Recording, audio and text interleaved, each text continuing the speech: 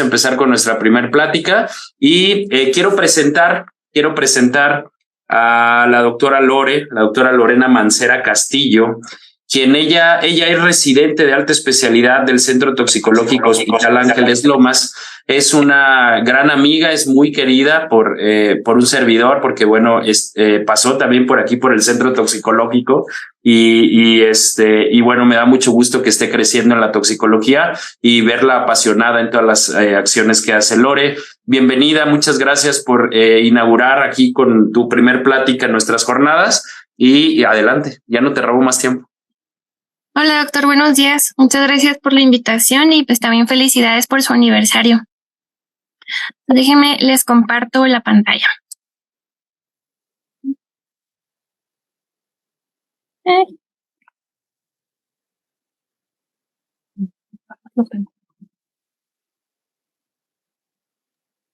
Listo, Lore, ya puedes compartir.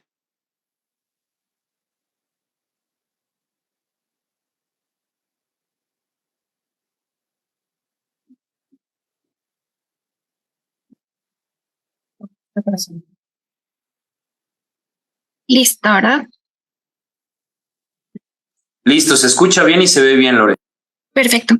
Bueno, muy buenos días. Yo soy la doctora Lorena Mancera. Soy especialista en medicina de urgencias y soy actualmente residente de la alta especialidad de toxicología clínica aquí en el Centro Toxicológico del Hospital Ángeles Lomas. El tema con el que vamos a empezar estas jornadas es el abordaje inicial del paciente intoxicado. Este abordaje se refiere a la secuencia de acciones que nos van a permitir llegar a obtener la información y llegar a un diagnóstico que sea certero y un tratamiento que sea efectivo y que sea también oportuno. Y la razón de por qué necesitamos un abordaje es porque el paciente intoxicado en el área de urgencias tiene un curso clínico que es muy fluctuante y que está rodeado de muchas variables que pueden hacer que su evolución pues sea un poquito difícil para el médico que se encuentre en el área de urgencias. Y es por eso que se plantea esta secuencia, que son 7 pasos numerados del 0 al 6, empezando por la estabilización, el interrogatorio, la exploración física, el complemento diagnóstico, la descontaminación, eliminación y el antídoto. Y si bien se plantea como una secuencia que prioriza aspectos claves, no es una secuencia cronológica obligatoria. Esto quiere decir que podemos hacer más de un paso a la vez y que en el caso de la estabilización, pues nos vamos a tener que regresar a este paso tantas veces sea necesaria para mantener bien a nuestro paciente. Y entonces, empezando por la estabilización, esta se refiere a las medidas necesarias que yo como médico tengo que hacer para mantener con vida a mi paciente y para evitarle todas las secuelas potenciales que existen. Y les mencionaba, este tipo de pacientes tienen un curso que puede ser muy fluctuante. Es un paciente que puede llegar caminando, puede llegar bien, sin embargo, en cierto momento tiene un deterioro o ya lo logré estabilizar y nuevamente otra vez cursa con inestabilidad. Y eso también es muy frecuente, sobre todo en la población pediátrica. También imagínense un paciente intoxicado, ya sea por hipoglucemiantes, por cardiotóxicos que incluso nos pueden llegar en parada cardiorrespiratoria. Entonces, este abordaje está diseñado para esos pacientes que están en riesgo, pacientes que pueden estar con dificultad respiratoria, como las intoxicaciones por hidrocarburos, por organofosforados, herbicidas, etcétera. Entonces, lo que queremos con estas medidas es darle la mayor estabilidad hemodinámica y mantener sus parámetros vitales dentro de lo que cabe en su normalidad, ¿no?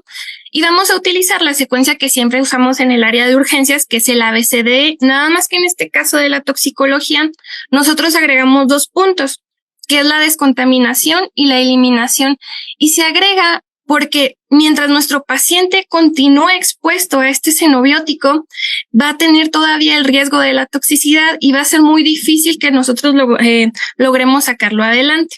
¿Sale? La segunda fase, o mejor dicho, la fase 1 del abordaje del paciente intoxicado es el interrogatorio. Y este es todo el compendio de información que yo necesito obtener tanto del paciente como del xenobiótico, para darle esta oportunidad de tratamiento. Y nos basamos en las 3 esferas, que es el paciente, el xenobiótico y el entorno. Respecto al paciente, puede ser complicado si nos llega un paciente crítico, pues que hagamos toda la historia clínica, ¿no? Entonces vamos a hacernos uso de algunas mnemotecnias que utilizamos en urgencias que nos van a ayudar a obtener la información para darnos una idea muy general de cómo está nuestro paciente. Podemos usar el sample, podemos usar el SPAM, que nos habla de los signos y síntomas del paciente, nos habla de si es alérgico a algún medicamento, si utiliza algún medicamento, tiene algún antecedente de importancia, cuál fue su último alimento y cuál es el evento detonante y cuál ha sido la evolución. Pero en el momento que nosotros tengamos la oportunidad de obtener una historia clínica completa, existen varios parámetros o criterios que son de la historia clínica, que son bien útiles para poder nosotros darle esa adecuada diagnóstico y tratamiento a nuestro paciente. Tan solo de la ficha de identificación, no es lo mismo un paciente anciano que un lactante, un bebé. Es decir, un paciente lactante pues tiene cierta inmadurez en sus procesos de metabolismo que le confieren más riesgo respecto a otras personas, un adulto joven, pero también un paciente anciano pues tiene una toxicocinética que es diferente también al paciente joven. También hablando de la ocupación, pues esto nos orienta a saber a qué pudo haber estado expuesto mi paciente, es decir, un ejemplo, ¿no? Aquellos trabajadores de gasolineras que están expuestos a hidrocarburos o a lo mejor aquellos que trabajan con especies de animales venenosas, pues les confiere un riesgo distinto, ¿no? Y eso pues hablando nada más algunos ejemplos de la ficha de identificación. Respecto a los antecedentes personales no patológicos, pues también hay personas que por su cultura pues hacen o practican ciertos rituales que incluyen plantas, hierbas, que también pues los hacen más susceptibles o los exponen a cierto tipo de xenobióticos.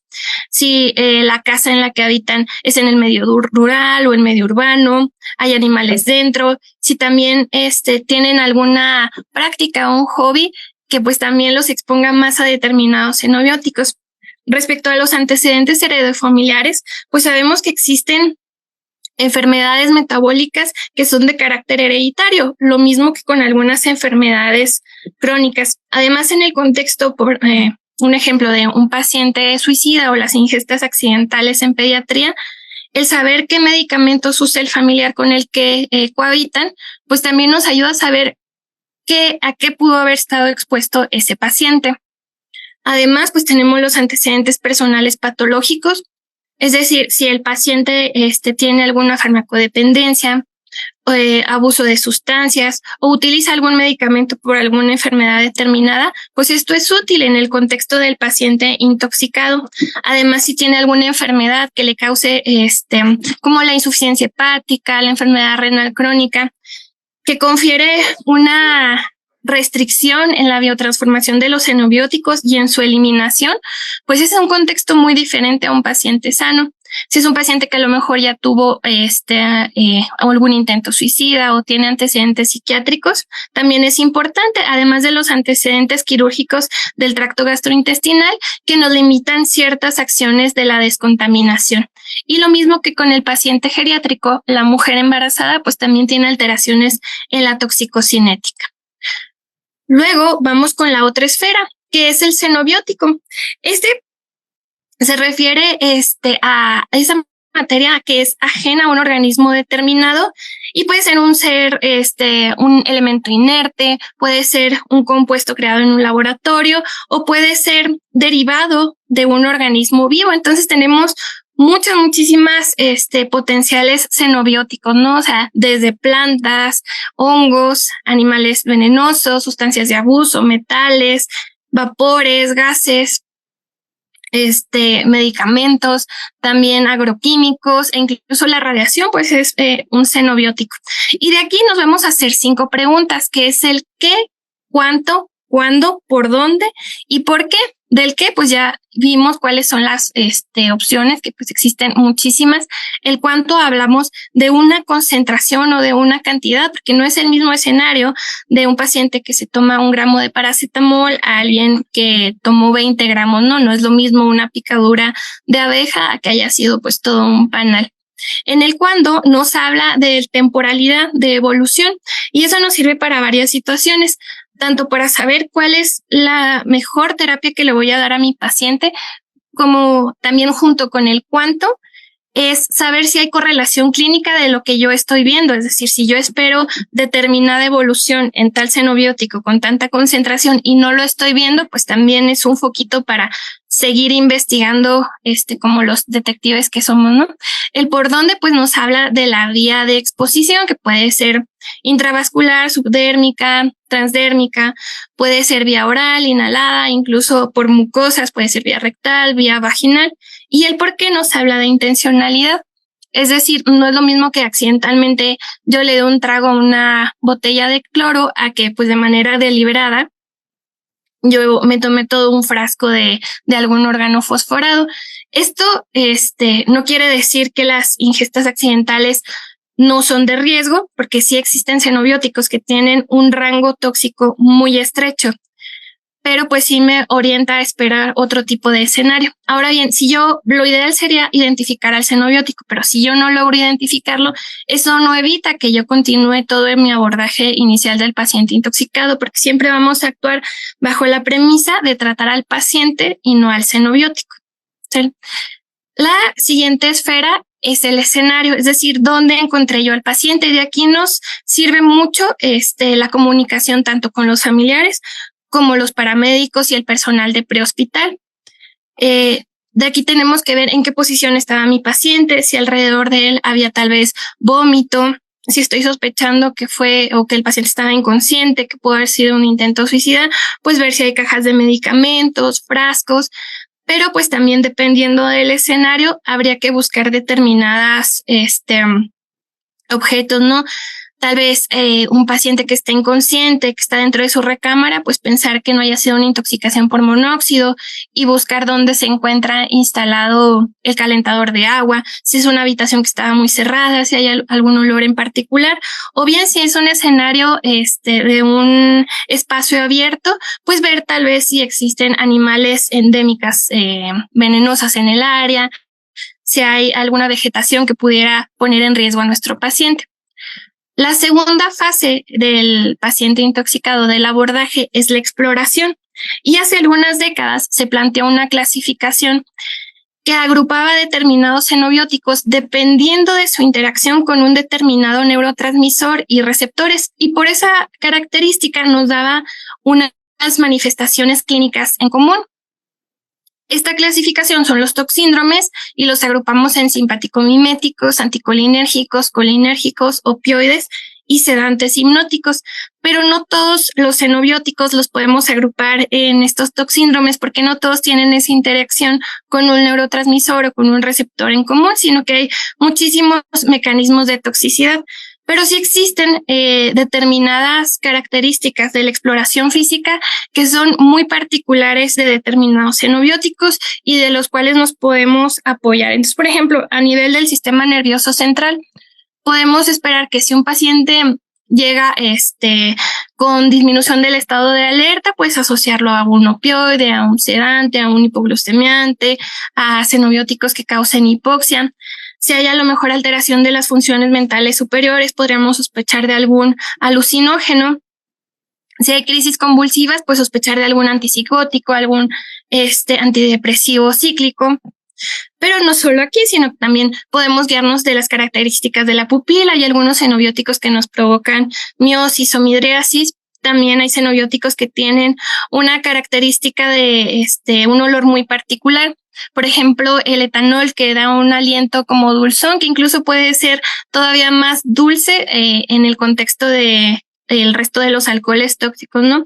También el olor a zanahoria de la cicuta, el olor a pera del hidrato del coral, también el olor de de ajo que nos provocan los fosfuros. Entonces, hay muchas características que nos van a ir orientando a saber ante qué está expuesto mi paciente. También la coloración de la piel y de las mucosas.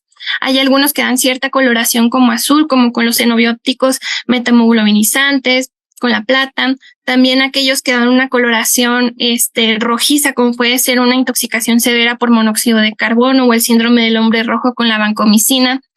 Aquellos que dan esa coloración amarilla por el tinte ictérico, por falla hepática, como puede suceder con la manita o con el paracetamol, o bien la palidez que pueden generar los xenobióticos que causen vasoconstricción. Además de eso, pues tenemos el resto de la exploración. Nos sirve la exploración de tórax. Hay algunos xenobióticos que causan congestión pulmonar, otros que causan broncoconstricción, y toda esa exploración nos va a ir orientando hacia qué puede estar expuesto mi paciente. Incluso pues también la exploración abdominal. Hay algunos que causan dolor abdominal, que incluso podría en determinados pacientes llegar a asemejar un abdomen quirúrgico. Pueden disminuir la peristalsis o aumentarla, puede incluso haber globo vesical. Entonces todas estas características pues son importantes en la hora del abordaje. La tercera fase son los complementos diagnósticos, y los podemos dividir en los que son de laboratorio y gabinete, y dentro del laboratorio tenemos los generales y los específicos. En los específicos tenemos a su vez los cuantitativos, que estos nos ayudan a medir una concentración sérica de determinado xenobiótico. Tenemos los que nos pueden ayudar a medir el paracetamol en la sangre, la carbamazepina, ácido valproico, el etanol, la carboxihemoglobina, otros metales y anticonvulsivos. Y también tenemos los cualitativos, que nada más nos orientan a saber si está presente o no determinado xenobiótico o su metabolito, como el perfil toxicológico, la prueba de cloruro de férrico para salicilatos. Y por otro lado tenemos los generales, que nos dan una perspectiva general del estado de nuestro paciente, y es que existen muchos xenobióticos que causan alteraciones tanto de los electrolitos, de las pruebas de funcionamiento hepático, de funcionamiento renal, de las enzimas cardíacas, la misma biometría, e incluso de la gasometría, que es un parámetro muy útil en el área de urgencias, y que muchos xenobióticos van a causarnos alteraciones metabólicas de tipo ácido-base. Aquí en el centro se plantea una mnemotecnia para ayudarnos a limitar o ver cuáles son las exposiciones más comunes en toxicología que nos provoquen una acidosis metabólica de brecha aniónica amplia, y es el Liberas-pH, en donde la L se refiere a lactato elevado, como puede ser con el cianuro, fosfuros, monóxido, la isoniazida, las biguanidas, el etilenglicol y el resto de los alcoholes, la insuficiencia renal, la aspirina y salicilatos, los solventes, el paraldehído y el hierro. Entonces, estos son los principales o los más frecuentes xenobióticos que están relacionados a este trastorno ácido-base, y que nos lo podemos traer más a la mano a la hora de estar evaluando a nuestro paciente, tenerlo siempre en cuenta.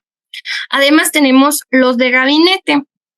Hay radiografía, tomografía, resonancia, endoscopía, sonografía Doppler, y uno podría pensar, bueno, ¿yo para qué quiero una radiografía en mi paciente intoxicado? Pues muy interesante, porque en el contexto de algunos xenobióticos que por sus características son radioopacos, y nosotros tenemos la sospecha de que ese xenobiótico todavía puede estar en cámara gástrica, entonces nosotros tomamos la radiografía y podemos incluso visualizar tal cual el xenobiótico, como en la imagen 1 y 2, es una paciente con una sobredosis por salicilatos, y se alcanzan a ver, vemos unas líneas verticales y unas pequeñas bolitas hacia la base del estómago. Entonces se alcanzan a ver las tabletas de salicilatos, y lo que se pudo deshacer se ve hacia los pliegues. En el caso de la derecha es una paciente con una sobredosis de sales de potasio, en donde la paciente, a pesar de que teníamos el conocimiento de que había sido una cantidad masiva, pues la paciente llega asintomática, se hace lavado, no se observa, pero al momento de la radiografía podemos ver esas imágenes radiopacas, Y a través de la endoscopía, que en este caso es tanto diagnóstica como terapéutica, pues se puede hacer el retiro de estas. Además, se pueden tomar radiografías de tórax para aquellos pacientes que pudieron haber tenido broncoaspiración, o les comentaba que hay algunos xenobióticos que nos pueden dar un edema pulmonar o congestión. Entonces, para eso nos es bien útil las radiografías, o en el caso de los cáusticos, que puede haber datos de perforación. Además de eso, pues tenemos también la otra técnica, que son las tomografías, que las podemos usar en pacientes que son body packers, body stuffers, y podemos evidenciar tal cual la imagen de los paquetes, o bien en el contexto de muchos hospitales que no contamos con servicio de endoscopía y mi paciente requiere una valoración posterior por la exposición a cáusticos, pues también podríamos hacer uso de la tomografía, o en el caso de la exposición a monóxido, donde podemos ver una hipodensidad de los núcleos basales. Además de eso, pues también está la técnica de sonografía, que puede ser de sonografía Doppler, que puede ser útil en el contexto de una mordedura por serpiente de cascabel, y evaluar si tenemos o no la presencia de flujo para ver si es candidato nuestro paciente a una fasciotomía o no. Y eso lo podemos hacer pues nosotros mismos en el área de urgencias. Otro complemento del gabinete es el electrocardiograma, y existe una cantidad muy amplia de medicamentos que pueden alterar la conducción eléctrica del corazón. Tenemos los antidepresivos cíclicos, que nos pueden alterar el QRS, el QT, o darnos una característica de la onda S, algunos que nos provocan alteraciones en el segmento ST. Dale. Posterior a esto tenemos la fase 4 del abordaje inicial del paciente intoxicado, que es la descontaminación. La descontaminación se trata de evitar la absorción a la que esté expuesto mi paciente, y depende la técnica pues del sitio de exposición que presenta. Es decir, puede ser oftálmica, dérmica, gástrica, que la gástrica pues es en lo que estamos más acostumbrados a ver. No vamos a ahondar más en esta fase porque hay una clase diseñada específicamente para ustedes sobre la descontaminación, pero pues sepan que es parte esencial del abordaje. La fase 5 es la fase de eliminación, es decir, ese xenobiótico ya pasó a la circulación sanguínea, tiene sus efectos tóxicos en el individuo, y lo que queremos es sacar ese xenobiótico de la circulación, y lo podemos hacer con medidas que son extracorpóreas e intracorpóreas, y la decisión de cuál medida vamos a utilizar pues depende tanto de las características clínicas del paciente, del xenobiótico, y pues de lo que tengamos a nuestra mano. También existe una clase que vamos a ver más tarde de eliminación, entonces no vamos a ahondar más en este tema. Y la última fase, que es la fase de antídoto. Aquí vamos a definir el antídoto como toda sustancia que nos desvíe la curva dosis-respuesta hacia la derecha. Es decir, nos va a evitar o revertir esos efectos tóxicos del xenobiótico. Existen una gran cantidad de antídotos que nosotros usamos en el servicio de urgencias, y dentro de los más comunes o con los que estamos más asociados es el flumazenil y la naloxona. Desafortunadamente, en muchas ocasiones se usan de manera indiscriminada estos antídotos, entonces hay que tener algunos puntos claros de cuándo sí y cuándo no puedo llegar a usarlos. Entonces, por ejemplo, el flumazenil, que tiene una estructura química muy similar al midazolam, y por lo tanto tiene una afinidad por los mismos receptores, pero incluso con una unión que es más fuerte y si una actividad nula, lo que hace es que desplaza a la benzodiazepina, sin embargo no genera ningún efecto de sedación como lo podríamos estar esperando. Pero en el contexto de la exposición única a las benzodiazepinas, o sea, cuando no está asociado a ningún otro xenobiótico, pues realmente tiene un curso que es muy benigno. Y el flumazenil, pues sí puede tener sus efectos adversos, sus efectos deleterios. Entonces tendremos que estar muy conscientes de cuándo sí debo usarlo, porque el flumazenil nos puede derivar en crisis convulsivas. Entonces ustedes imaginen un paciente que ya tiene, que es un usuario crónico, que tiene desensibilización de sus neuroreceptores y nosotros utilizamos el flumazenil como antídoto, este paciente, aparte de presentar el síndrome de abstinencia, puede llegar a provocarle crisis convulsivas. Si estuvo en coingesta con otros fármacos o xenobióticos que son proconvulsivantes, pues también está más expuesto al riesgo de que llegue a convulsionar. Si es un paciente o se sabe que en pacientes que ya padecen de epilepsia llegan a presentar o se llega a exponer a ellos al flumazenil, entonces pues les confiere un mayor riesgo o disminuye esa brecha convulsiva. Además, de si es un paciente que tuvo un traumatismo cráneoencefálico, pues también si lo que estábamos intentando en el contexto de un trauma moderado o severo, que queremos limitar la actividad neuronal y por el contrario, provocamos lo opuesto con el flumazenil, pues también es un paciente que puede provocar o que puede derivar en crisis convulsivas. Si el paciente yo no lo conozco, no sé sus antecedentes, como es muy común que suceda en el área de urgencias, también puede desencadenar esto, además de que si es un paciente que se conoce con alteraciones del ritmo cardíaco, que vemos el electro con cambios electrocardiográficos, también podemos causar arritmias.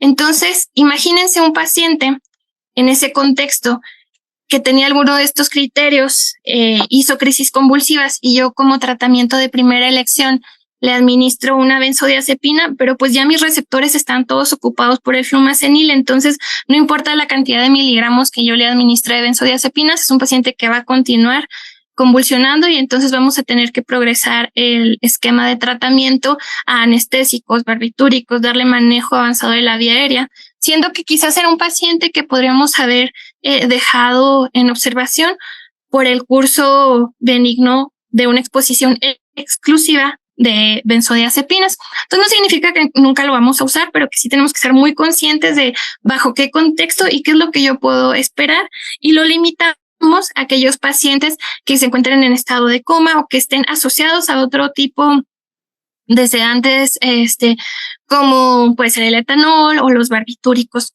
Otro antídoto que se utiliza mucho en el área de urgencias es la naloxona.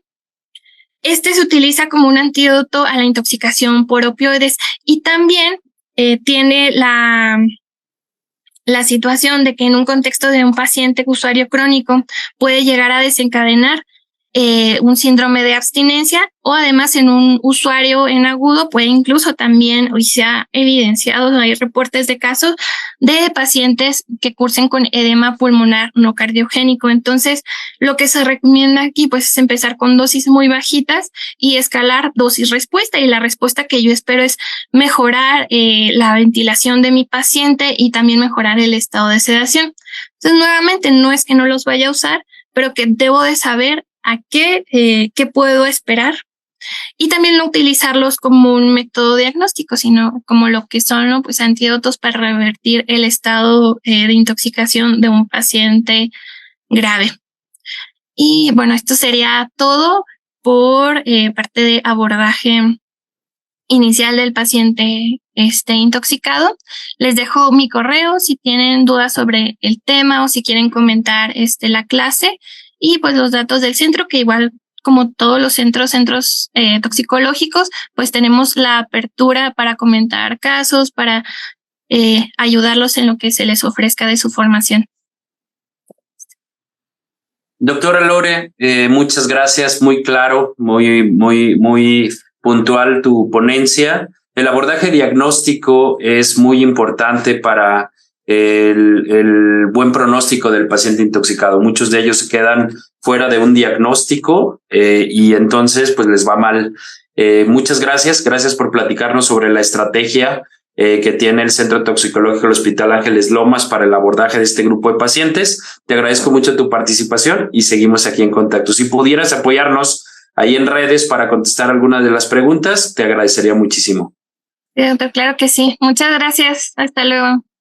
Hasta luego, muchas gracias. Muy bien, bueno, pues aquí la participación de la doctora Lorena Mancera Castillo, quien es residente de alta especialidad del Centro Toxicológico del Hospital Ángeles Lomas. Muchas gracias.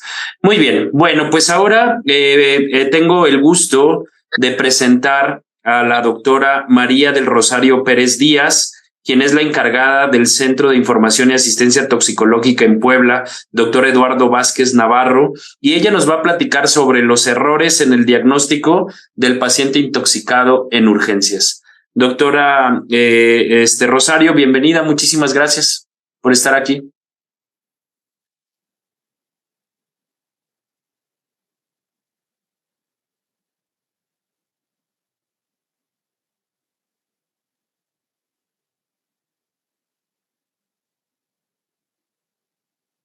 Si nos puedes compartir tu pantalla completa, exacto.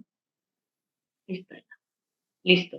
Ahí está. Pues muchísimas gracias, Gus, por la invitación y muchas felicidades por estas jornadas que organizas. Y bueno, todo es para el bien de los residentes, ¿no? Que finalmente ellos son los que van a dar continuidad a nuestro trabajo.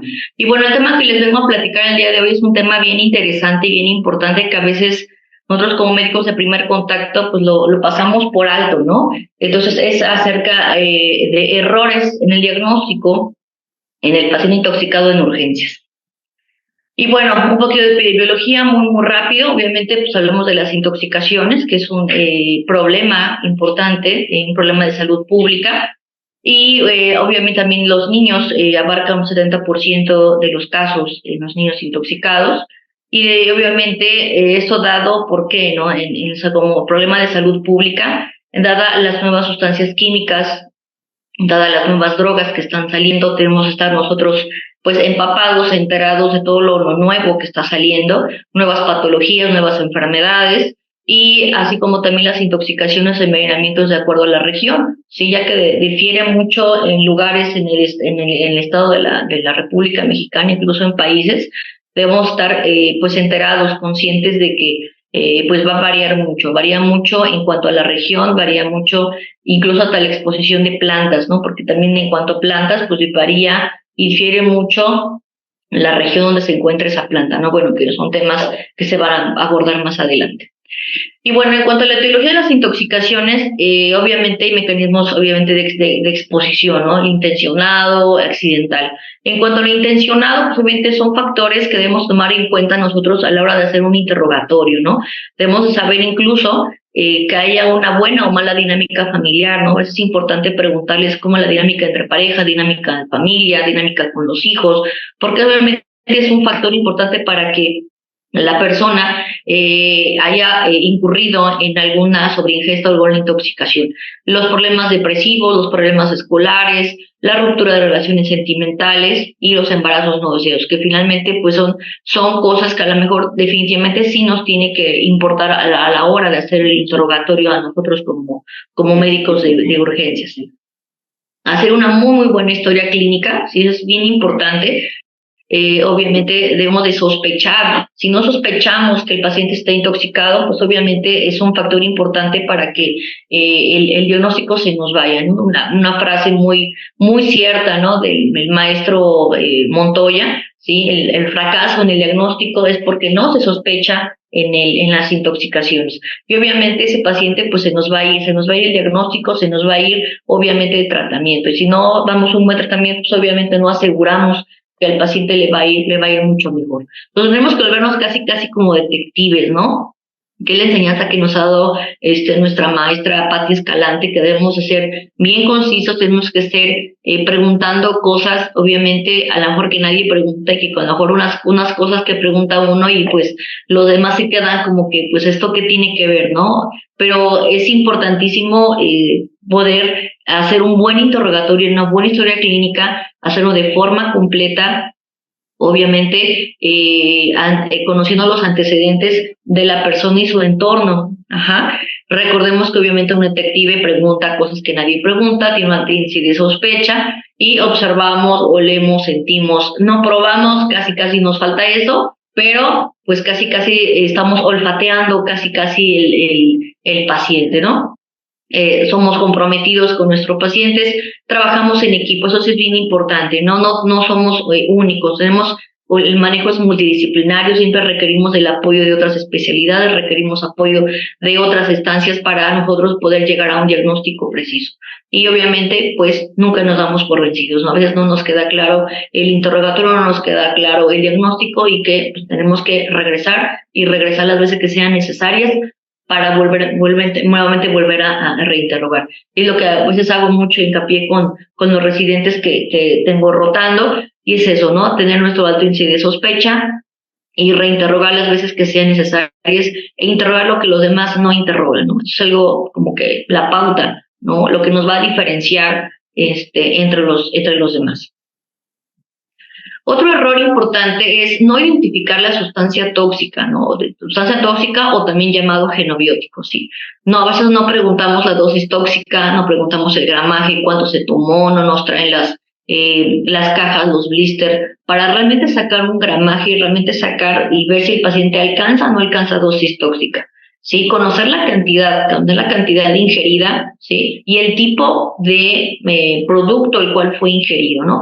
Algo que nos limita a nosotros como médicos es que nos traen productos de este tipo, ¿no? Sí, nos traen productos a granel, que eso es súper común, y créanme que no fue tan difícil tomar esas fotografías en cualquier lado, ¿no? En el hospital, que te lo traigan los familiares, que eso es súper común, ¿no? Súper común que pongan los sobrantes de lo que compran a granel de los productos al hogar, que también es un tema también bien interesante, y que obviamente creen que con medio rotularlo, creen que con eso ya le hicieron, ¿no? Pero un niño menor de 5 años pues no lo entiende, no lee y obviamente pues no va a saber que realmente ese es un producto cáustico. Entonces es importante reconocer, ¿sí? O identificar la sustancia tóxica al cual nos estamos enfrentando. Hacer un buen interrogatorio, ¿no? ¿Por qué? ¿Cuándo? ¿Dónde? ¿Con quién? ¿Dónde estuvo? ¿Qué hizo? ¿Lo último que hizo? ¿Con quién vive la persona? ¿Hay algún paciente psiquiátrico en su familia? ¿Quién toma ese medicamento? ¿Qué nos traigan los productos? ¿Sí? ¿Qué estaba haciendo cuando lo ingirió? ¿De dónde viene? ¿Estaba en su casa? Entonces, es una serie de preguntas que a veces mejor no nos llevamos tanto tiempo, ¿no? A veces queremos que vamos a hacer un interrogatorio súper extenso, pero realmente no lo es. Y sabemos a lo mejor hacerlo de forma un poco más dirigida, créanme que no es tan difícil hacer ese tipo de interrogatorio, ¿no? Aquí, bueno, otra imagen, ¿no? En la casa, en la alacena del primo de un amigo, donde tiene obviamente todos los productos pues amontonados y revueltos, ¿no? Medicamentos, cosas de la cocina, y aquí abajo con los poquitos del Gatorade, donde pusieron los poquitos de cloro, de pinol, etcétera, ¿no? Y esta imagen pues es muchísimo más común de lo que uno se puede imaginar. Y dentro de la no identificación del genobiótico es eso, ¿no? Desconocer la farmacología o la farmacocinética del producto, ¿no? Saber cuál es importante las fases de la toxicocinética, pero es importante también saber las características del fármaco al cual nos estamos enfrentando. ¿Qué nos interesa? Pues obviamente nos interesa el volumen de distribución, nos interesa las proteínas plasmáticas, nos interesa la biodisponibilidad, nos interesa la vida de eliminación, la vida media de eliminación, ¿sí? Porque eso definitivamente nos va a ayudar muchísimo a la toma de decisiones. Entonces es importante conocer las características propias del fármaco al cual nos estamos enfrentando, ¿no? Ya conocemos si alcanza o no alcanza dosis tóxica, bueno, ahora tengo que saber qué es lo esperado que va a tener mi paciente, ¿sí? De acuerdo a si alcanzó o no alcanzó dosis tóxica. Y bueno, algo que no podemos dejar pasar son las poblaciones especiales. En pacientes obviamente vulnerables, ¿quiénes son? Pues obviamente los niños menores de 5 años, los adultos mayores y las embarazadas, que a veces nosotros los dejamos pasar por algo, ¿no? A veces no, en la mejor más las embarazadas y los adultos mayores, a veces ignoramos o desconocemos que en este caso, por ejemplo, adultos mayores pues tienen polifarmacia, ¿no? Son pacientes que ya no se acuerdan del medicamento, si se lo tomaron o duplicaron la dosis. Ellos administran solitos sus medicamentos, nadie está al cuidado de ellos, ¿sí? Sin embargo, a veces al cuidado de quienes están al cuidado de los niños menores de 5 años. Entonces, dos poblaciones vulnerables que están potenciales para que se lleve a cabo una intoxicación. Entonces, eso es bien importante tomarlo en cuenta. ¿Qué tipo de población me está llegando? ¿Qué tipo de población? Yo tengo que estar más atenta, ¿sí? Para saber qué cambios puede tener mi paciente, ¿sí? Recordemos las fases de la toxicocinética, ¿no? La absorción, distribución, metabolismo, excreción. Entonces, en todas estas fases, en esas etapas vulnerables, se va a ver alterado, ¿no? En unas va a estar disminuida, en otras aumentada, ¿no? En los niños a tercera edad, en las mujeres gestantes. Entonces debemos tomar mucho en cuenta para saber qué voy a esperar, ¿sí? Del comportamiento del fármaco o del genobiótico ante esta vulnerabilidad o ante este paciente que lo tenemos ante nosotros, ¿no? Entonces es bien importante conocer el fármaco y saber, bueno, tengo un paciente vulnerable, una edad vulnerable, bueno, entonces tengo que considerarlo en el momento que a lo mejor yo voy a dar un manejo. Y no solamente esta población debemos tomar en cuenta, no debemos de olvidar también a los pacientes que son inmunosuprimidos, ¿no? Los pacientes que tienen una falla renal aguda, que tienen una tasa de filtración disminuida y que obviamente eso va a retrasar muchísimo, ¿sí? La absorción y va a retrasar la eliminación, más que nada la eliminación del fármaco. Entonces eso debemos tomarlo mucho en cuenta, ¿sí? A la hora de dar el diagnóstico, el manejo, tomarlo mucho en cuenta. Pacientes crónico-degenerativos, ¿no? Diabéticos, hipertensos, una larga evolución, y obviamente los pacientes desnutridos que tienen una pues muy poca o falla reserva orgánica, ¿no? Que obviamente eso incrementa o aumenta la mortalidad, ¿sí? En ese tipo de pacientes.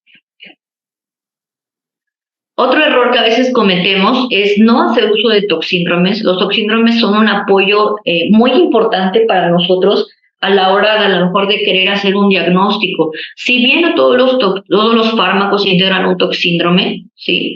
Definitivamente no, o desafortunadamente no. Y cuando integramos integramos algún toxíndrome, pues no todos los toxíndromes son puros, ¿sí? Se dice que solamente el 40% de los casos llegan a ser puros. Entonces realmente pues es poco, pero sí ayuda muchísimo tratar de integrar el toxíndrome por signos, síntomas, pupilas, ¿sí? Debemos a lo mejor ir descartando todos los toxíndromes en los cuales nos podemos ir encajando, ¿sí? Si mi paciente posiblemente puede estar encajando en ese toxíndrome, ¿sí? Otro a lo mejor un problemilla que tenemos con los toxíndromes es que a veces son mixtos, ¿no?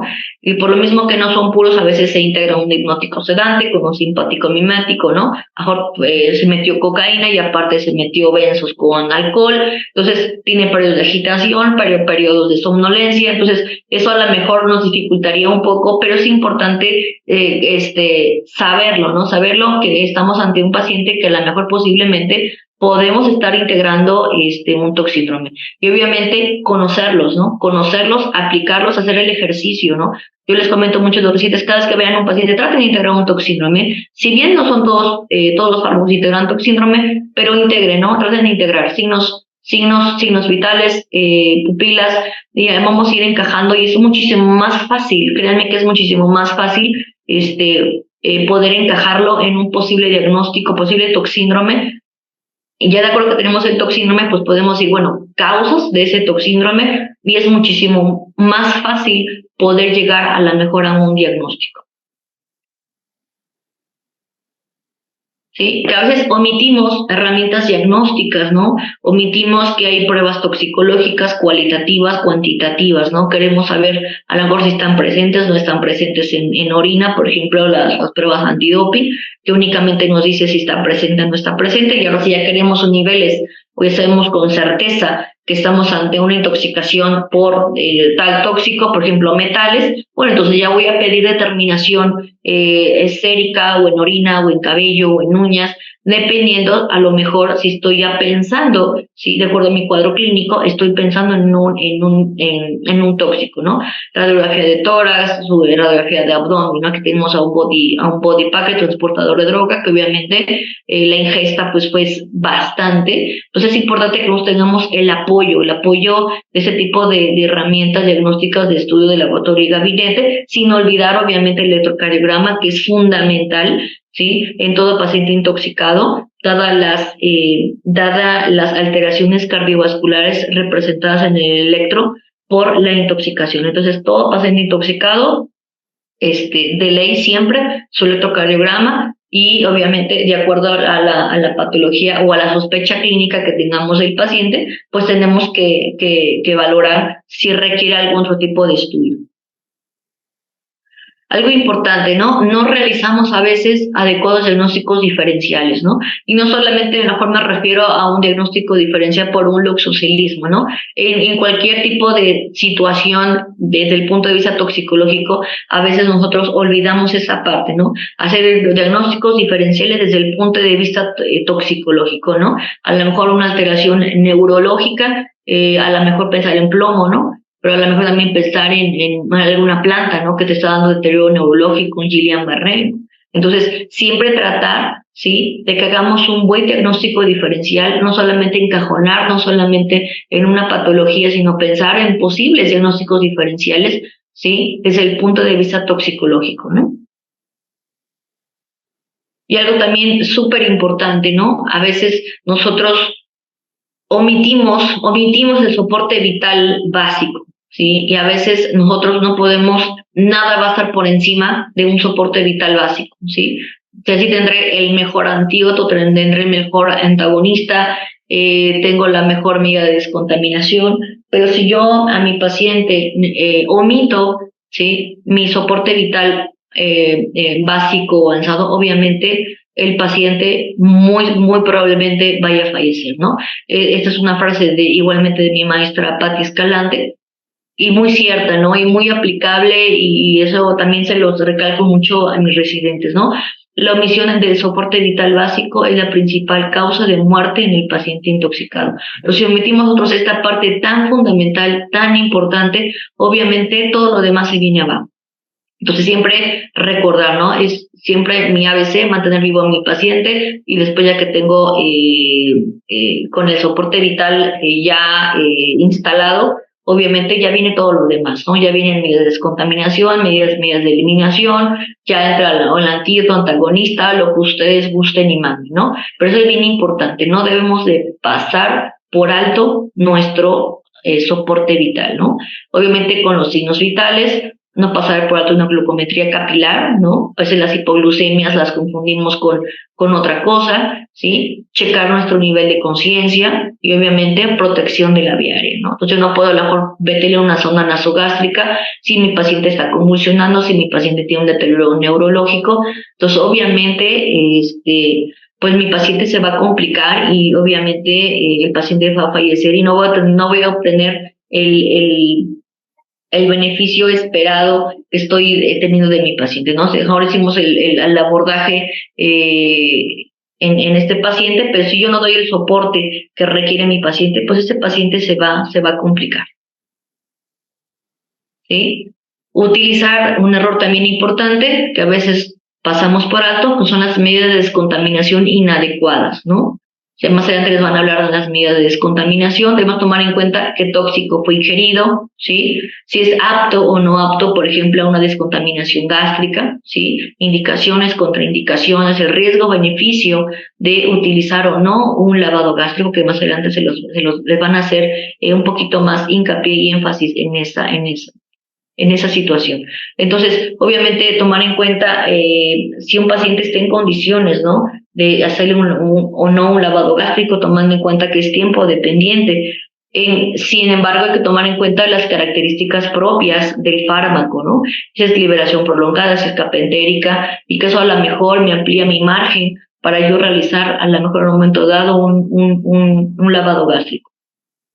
O que a lo mejor es un cáustico, ¿no? Y un cáustico definitivamente contraindicado el lavado gástrico. Sin embargo, todavía se sigue haciendo de forma errónea el uso del carbón activado y lavado gástrico en la ingesta de cáusticos. Entonces son pautas y son situaciones que todavía nos seguimos enfrentando, y que a lo mejor esa toma de decisiones, bien o mal, va a repercutir mucho en el pronóstico de mi paciente por una buena o mala toma de decisiones. algo también que nos enfrentamos, ¿no? Que es la falta y uso inadecuado de antídotos y antagonistas. A veces los que trabajamos en hospitales públicos, a veces pues es muy faltante, ¿no? Muy faltante de antídotos antagonistas que a veces nos limitan mucho a la hora de poder abordar a nuestro paciente en cuanto al manejo. Sin embargo, a veces en hospitales públicos, a veces tenemos el beneficio que el paciente puede comprar el producto, ¿no?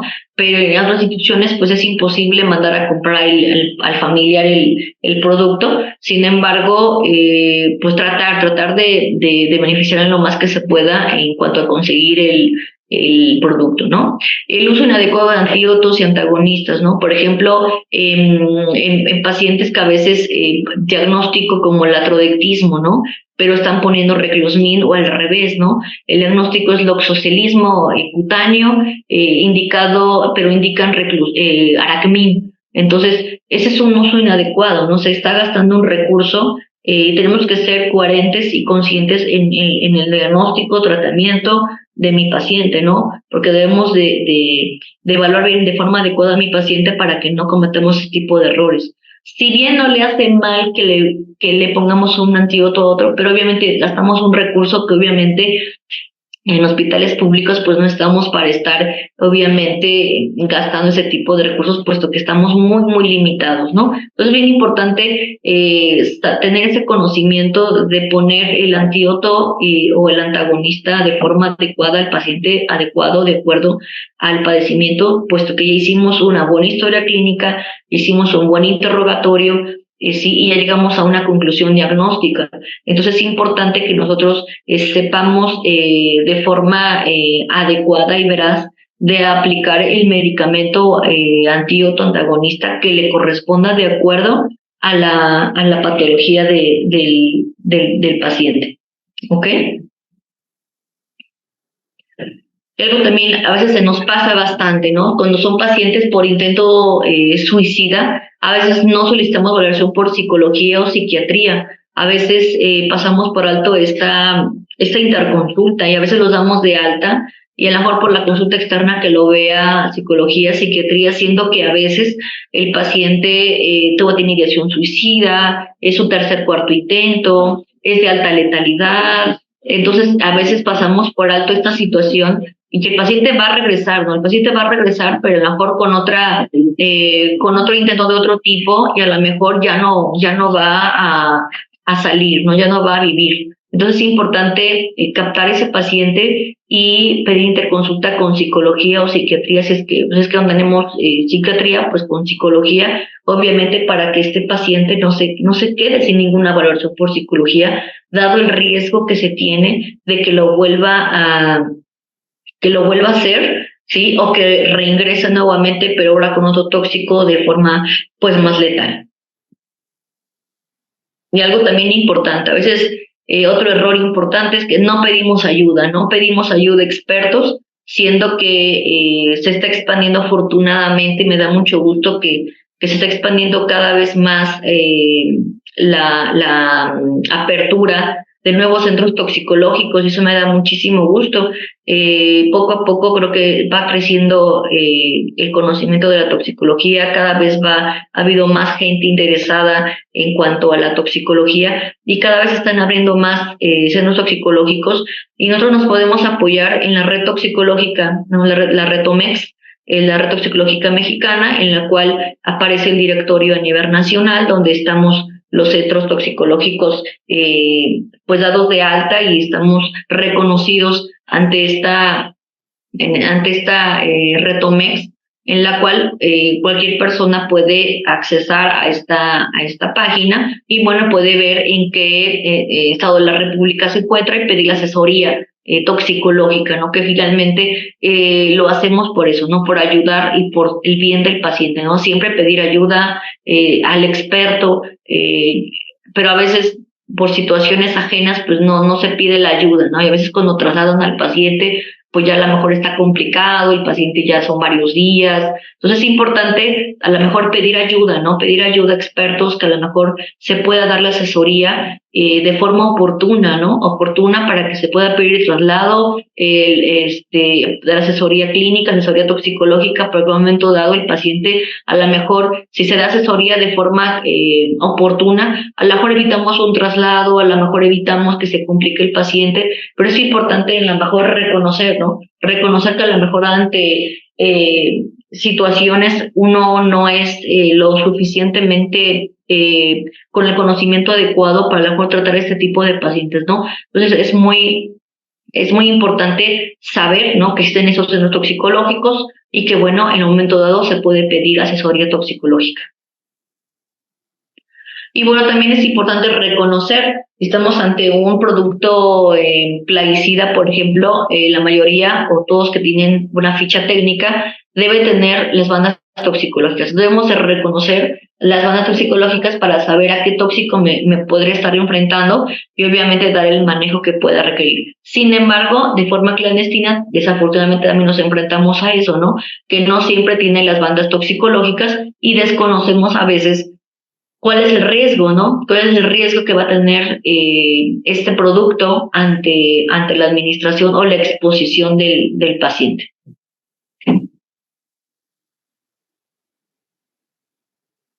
Y bueno, eso sería por mi parte todo. Realmente algo importantísimo de este tema pues es reconocer, ¿no? Reconocer que a veces cometemos errores y que bueno, alertarnos, focos rojos, parar las antenas para saber qué es lo que me puede limitar a mí, ¿no? Para no poder reconocer que mi paciente puede estar intoxicado, ¿no? Que tengo una serie de ayuda, ¿no? Ayuda con expertos, que tengo estudios de laboratorio, gabinete que me pueda apoyar, tengo los toxíndromes, tengo una buena historia clínica y creo que con eso podríamos disminuir a lo mejor ese tipo de errores, ¿no? Entonces, nos tengan alguna pregunta, alguna duda, pues muchísimas gracias por la invitación.